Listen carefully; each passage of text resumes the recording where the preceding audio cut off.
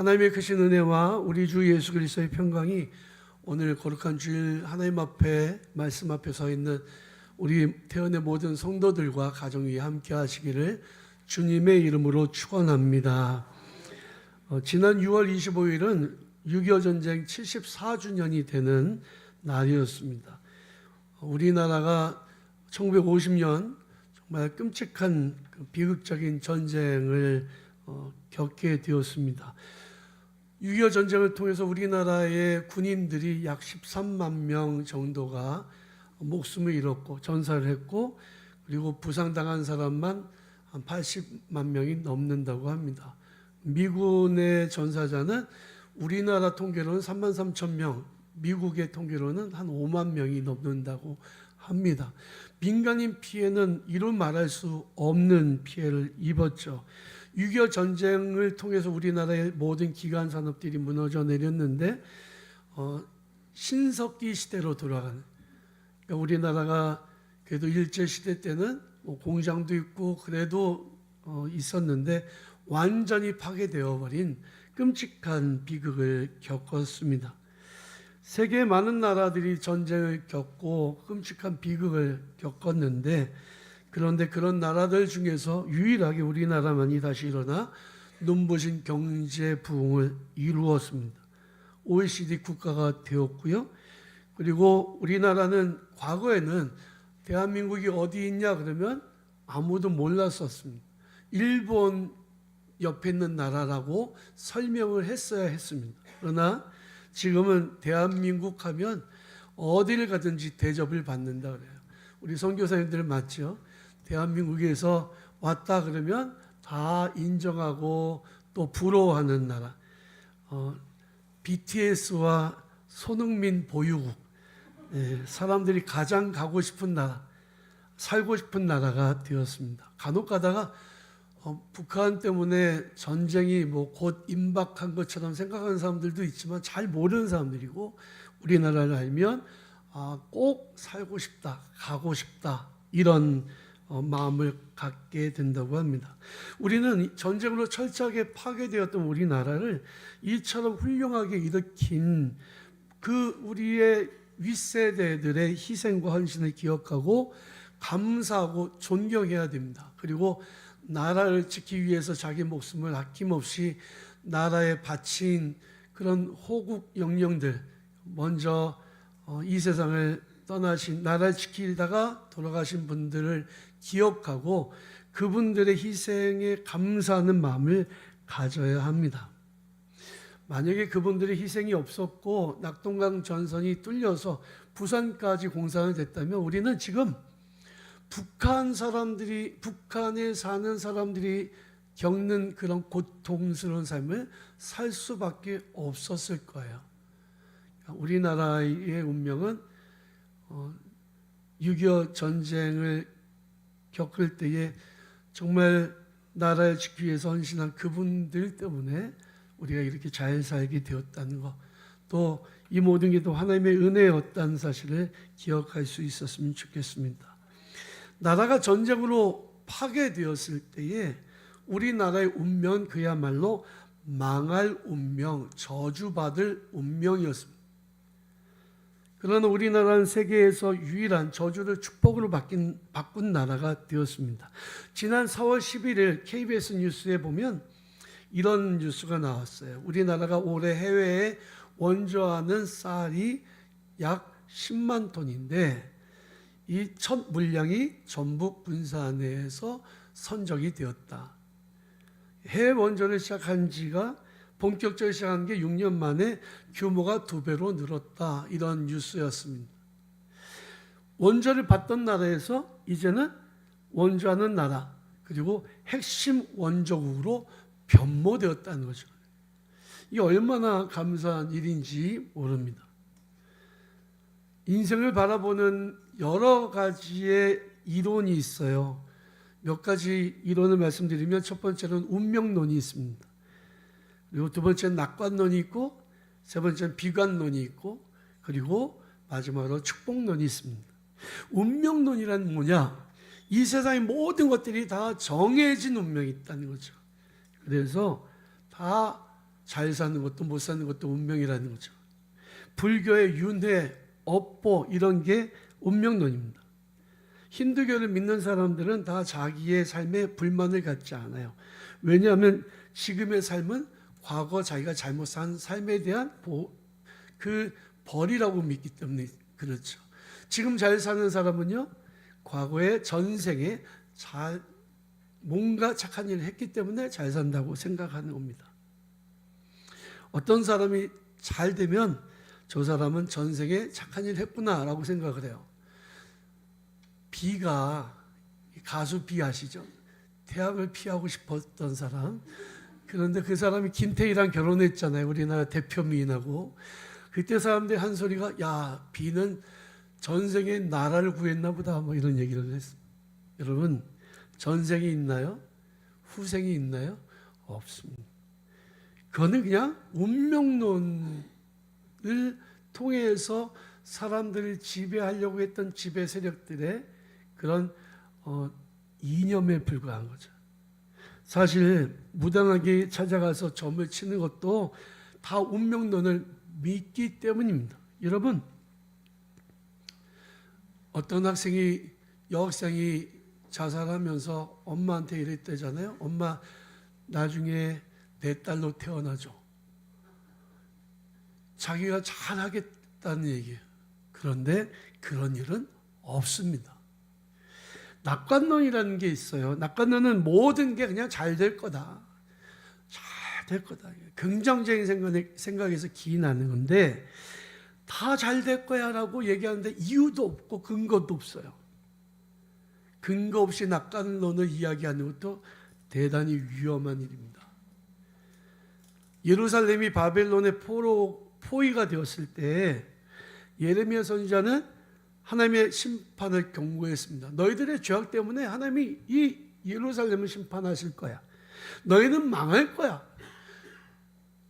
그때 사람들은요, 왕을 비롯한 모든 사람들이 예레미야 선지자의 말을 받아들이지 않았습니다. 그들은 생각하기를 애굽이 자기 나라를 구해줄 거다라고 생각을 했습니다. 근거 없는 낙관론을 이야기했습니다. 나라가 망한다고 하니 예레미야가 미워서 죽겠는 거죠. 근거가 없는 거예요. 비관론은 뭐냐? 인생을 다 비극적으로 보는 겁니다. 인생은 결국 모든 것이 다 비극이야.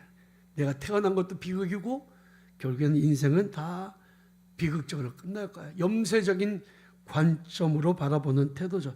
잘 될 일이 없어. 안 될 거야. 또 망할 거야. 또 어려움을 겪을 거야. 내가 안 된다고 했잖아. 이런 거죠. 문제는 인생을 근거 없이 낙관적으로 생각하는 것도 문제지만 소망을 잃어버리고 비관하는 태도는 정말 더 큰 문제예요. 가장 성경적인 인생관은 축복관입니다. 축복론이에요.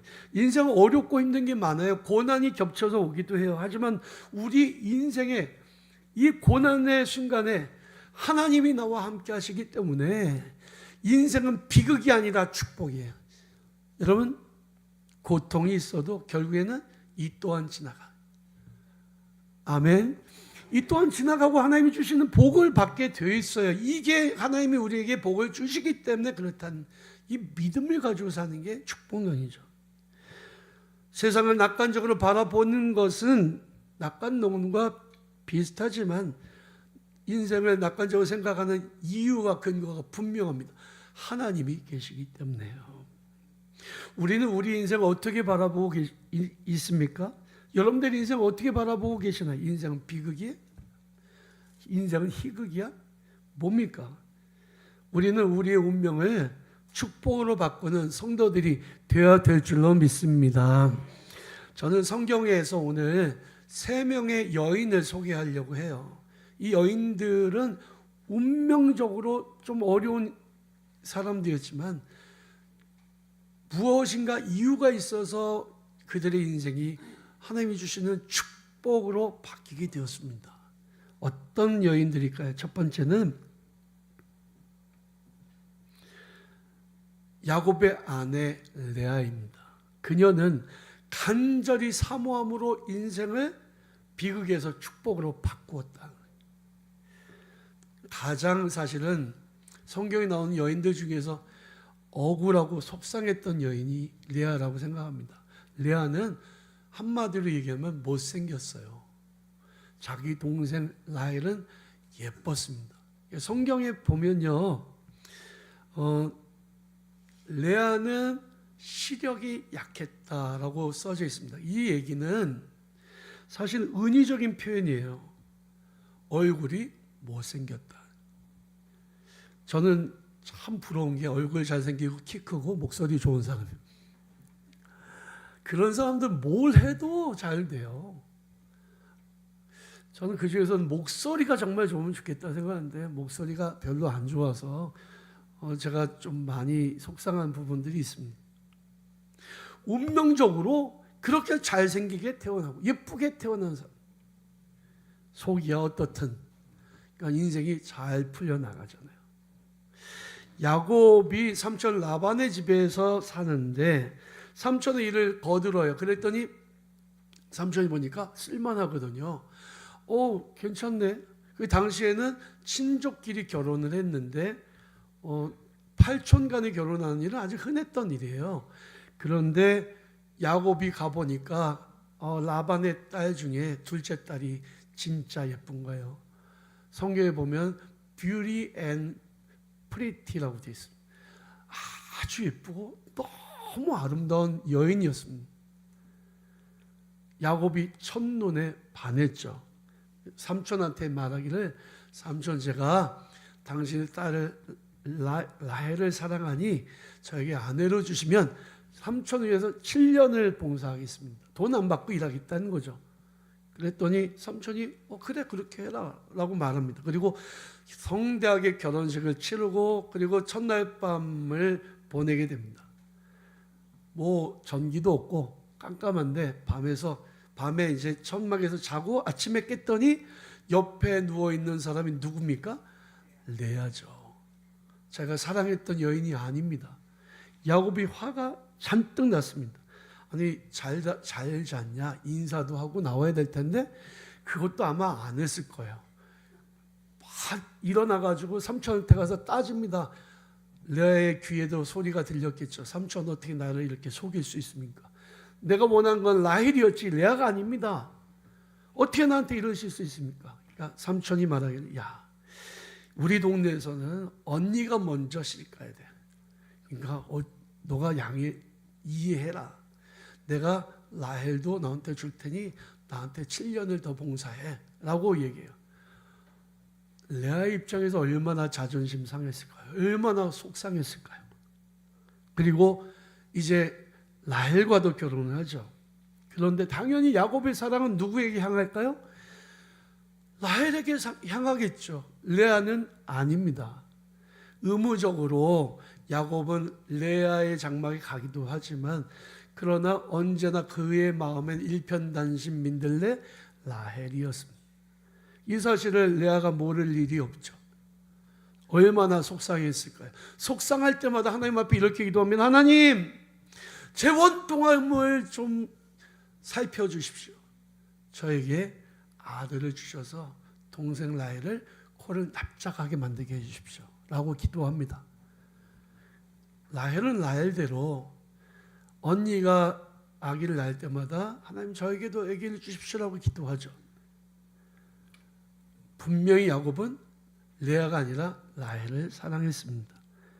레아는 동생 라헬과 야곱의 사랑을 두고 경쟁을 벌였지만 결국에는 라헬이 이겼죠. 레아의 운명은 불쌍했습니다. 타고나기를 예쁘게 태어나지 못했으니까 어쩔 수 없는 노릇이었죠. 그런데 여기에 반전이 있습니다. 레아는 야곱으로부터 4명의 아들을 얻어요. 르벤, 시므온, 레위 그리고 유다입니다. 여러분 이스라엘 사람들을 지금 뭐라고 부르나요? 유대인이라고 부르잖아요. 그러니까 야곱의 아들에는 12명의 아들이 있었어요. 그 중에서 누구의 이름으로 부르냐면 유다라고 한 이름으로 이스라엘 백성들 전체 이름으로 부른다. 그리고 이 레아의 후손 중에서 이스라엘 가장 위대했던 왕인 다윗이 탄생합니다. 뿐만이 아니라 유다의 후손에서 메시아가 탄생하십니다. 레아는 비록 자기 동생 라헬과의 경쟁에서 졌지만 그의 운명을 간절한 사모함으로 축복으로 바꿨던 여인이에요. 어쩔 수 없는 것이, 우리가 이렇게 태어난 게 뭐 내 마음대로 태어났습니까?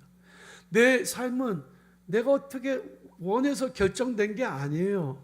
하지만 사모하면, 간절히 사모하고 기도하면 하나님께서 우리의 삶이 비극이 아니라 축복으로 바꿔주신다는 사실을 여러분들이 믿으시길 바랍니다. 둘째로 리브가를 소개를 하려고 합니다. 운명을 바꾼 여인 리브가, 그녀는 자세와 태도가 남달랐던 여인이었습니다. 여러분, 우리가 인생을 어떤 태도로 맞이하나요? 진지하게 좀 적극적으로 인생을 사는 사람과 그냥 되는 대로 되면 사는 사람과 인생은 분명히 다를 거예요.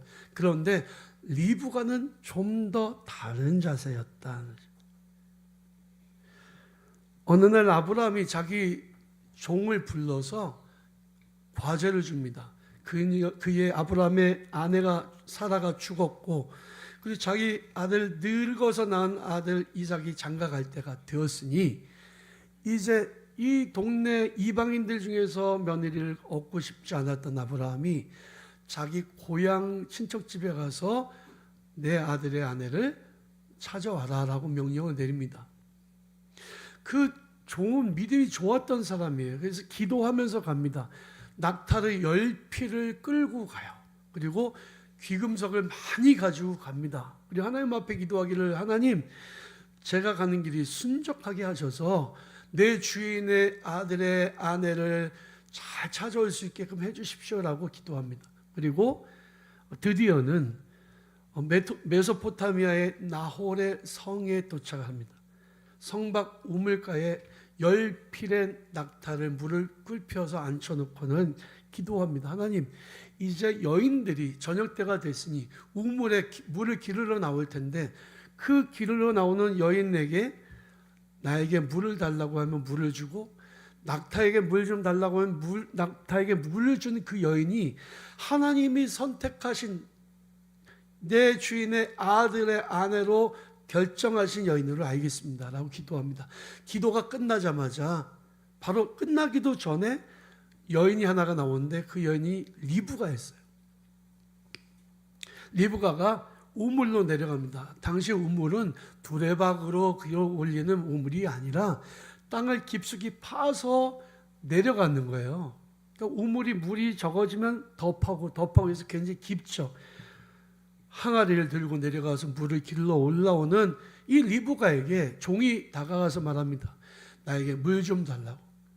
그랬더니 어떻게 했는지 아십니까? 성경에 보면 리브가가 급히 물동이를 내려서 이 종에게 물을 줬다. 여러분, 그냥 물을 달라고 했으면 그냥 줄 수도 있잖아요. 그런데 태도가 남달랐어요. 리브가는 급히 자기가 물동이를 내려놓고 이 종에게 물을 마시게 한 다음에 이 종이 말하기를 낙타들에게도 물을 주십시오라고 말하니까, 또 성경에 뭐라고 되어 있냐면 급히 내려가서 물을 떠다가 낙타들에게 먹였다라고 되어 있습니다. 여러분, 영어로는 quickly라고 되어 있어요. 아주 신속하게. 아니, 보통 이렇게 말할 수도 있을 거예요. 아니, 당신은 손이 없어? 여기 이 물동을 줄 테니까 가서 떠다가 당신이 먹이셔. 이럴 수도 있겠잖아요. 당신 남자니까 힘도 좋고 물을 떠다가 당신 낙타에게 물을 먹이세요. 그럴 수도 있는데 리브가는 그러지 않고 그 물을 전부 떠다가 낙타들에게도 다 먹였다. 낙타가 한 번에 물을 얼마나 마시는 줄 아십니까? 낙타는 사막을 지나야 되잖아요. 그래서 물을 한 번 마실 때마다 70리터를 마십니다. 그런데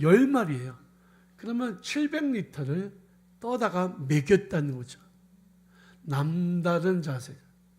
제가 몇 주 전에 환대 예배자라고 말씀을 나눴던 거 기억하시죠? 못 하시나요? 예, 제가 이러면 리바이벌 해야 되는데, 예, 환대 예배자. 우리가 정말 주님을 환영하고 예배드리고, 그리고 예배에 참석한 모든 이웃들을 환영하고, 그게 이제 우리의 마땅한 자세라고 말씀드렸잖아요. 아브라함이 복을 받았던 이후, 아브라함이 100세 아들을 낳았을 때도 3명의 나그네를 환대했잖아요. 그런데 리브가가 그런 환대를 했다는 겁니다. 내가 쓸물 길어 오르기도 바쁩니다.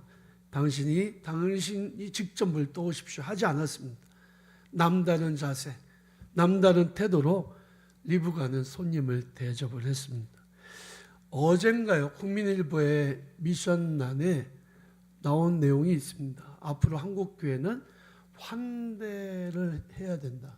환대를 통해서 전도를 해야 된다라고.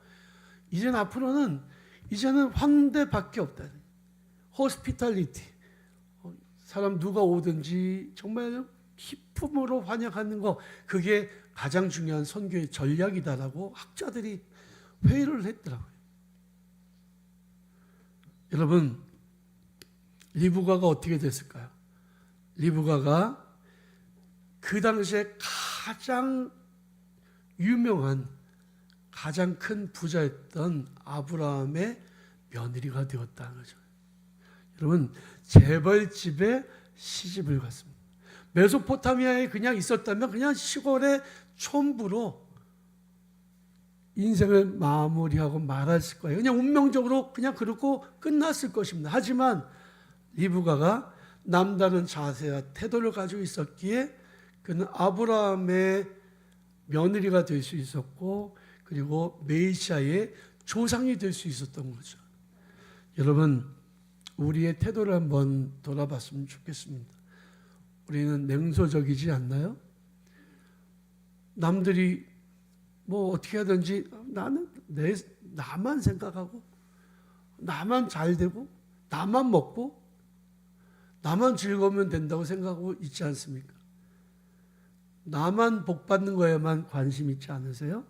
여러분, 리브가처럼 남다른 자세와 태도를 가지고 우리 태원의 40주년, 우리 태원교회 그런 귀한 일꾼들이, 하나님의 백성들이 되시기를 바랍니다. 사람의 운명은 그가 어떤 자세와 태도를 가지고 있느냐에 따라서 달라지기 때문입니다. 마지막으로 사마리아 우물가에서 예수님을 만났던 여인이 있습니다. 만남을 통해 그의 운명이 절대적으로 달라졌던 여인이죠.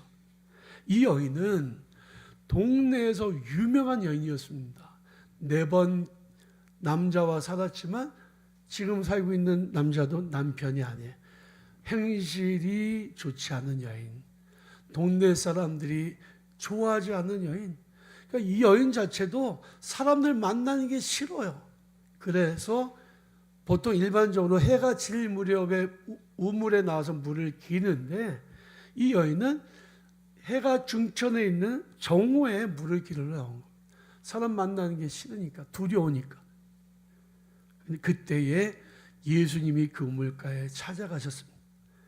뭐 너무나도 잘 아는 내용이니까 더 구체적으로 설명드리지 않겠습니다. 이 여인은 예수님과 대화를 나누다가 목마름이 생겼어요.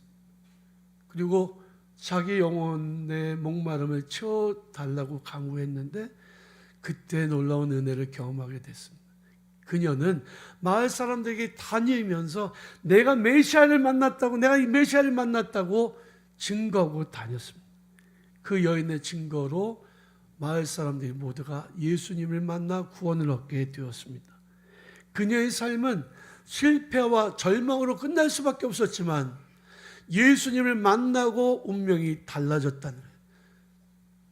오늘 본 말씀에 보면 10절에 무릇 율법 행위에 속한 자들은 저주 아래 있다라고 말씀합니다. 사실 아담과 하와가 범죄하고 난 이후에 모든 사람들에게는 저주가 임하게 되었죠. 그래서 우리 모두는 다 심판받을 운명이고 우리 모두가 다 지옥 갈 운명이에요. 그러나 우리는 예수님을 만남으로 저주에서 축복으로, 사망에서 생명으로, 심판에서 구원으로, 지옥에서 천국으로 우리의 운명이 달라진 줄로 여러분이 믿으시기 바랍니다. 예수를 만난 사람들이 성경에 얼마나 많이 있는지 몰라요. 우리는 교회를 다니면서 예배 드리고 신앙생활 하지만 가장 중요한 게 예수를 만난 일이라는 사실을 기억하시길 바랍니다. 교회 와서 성도들 만나고 장로님들 만나고 권사님들 만나고 집사님들 만나고 대화 나누고 즐겁게 보내다가 집에 가도 예수를 만나지 않으면 아무 소용이 없어요. 예배 시간에 와서 앉아 있다가 가더라도 예수님을 만나지 않으면 아무런 소용이 없다. 사마리아의 우물가의 여인처럼 예수를 만나는 성도들이 되시기를 바랍니다. 그러므로 믿음으로 말미암은 자는 아브라함이 있는 아브라함과 함께 복을 받는다. 그리스도께서 우리를 위하여 저주를 받은 바 되사 율법의 저주에서 우리를 속량하셨으니 기록된 바 나무에 달린 자마다 저주 아래 있는 자라 하였습니다. 이는 그리스도 예수 안에서 아브라함의 복이 이방인에게 미치게 하고 또 우리로 하여금 믿음으로 말미암아 성령의 약속을 받게 하셨다고 오늘 본 말씀에서 말씀하고 있습니다. 사랑하는 성도 여러분, 우리의 죽을 운명이 살 운명이 되고 저주받은 운명이 축복의 운명이 된 줄로 믿으시고 우리 모두 운명을 뛰어넘어 예수님 때문에 구원의 기쁨을 누리고 삶의 축제가 되는 복된 태연의 성도들 다 되시기를 주님의 이름으로 축원합니다.